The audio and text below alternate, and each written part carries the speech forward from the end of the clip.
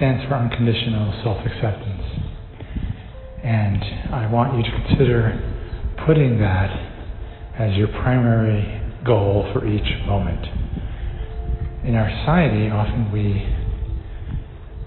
withhold self-acceptance to base it on conditions. So then it's conditional self-acceptance. Conditional on solving some particular problem, creating some image, making some kind of future more likely to happen. Until that future happens, we don't really have self-acceptance.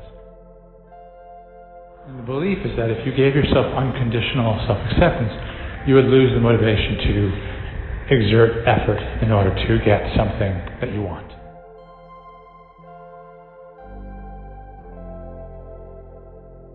Or you'd be engaged in some form of denial about something that you don't want that's existing, that you feel the need to complain about and perhaps do something about. So that's the assumption, but we don't really know if that's true, do we?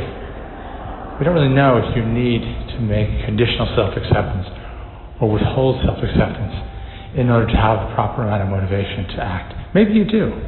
Maybe you do. But if you have unconditional self-acceptance, then do you really care if you can bring that future to pass, if you can create that image, if you can remove that thing that you don't like? No, you don't really care because you're in a state of self-acceptance.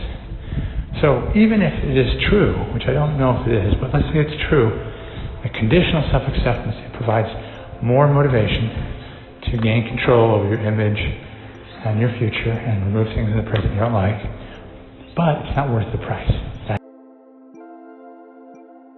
It's not worth the price.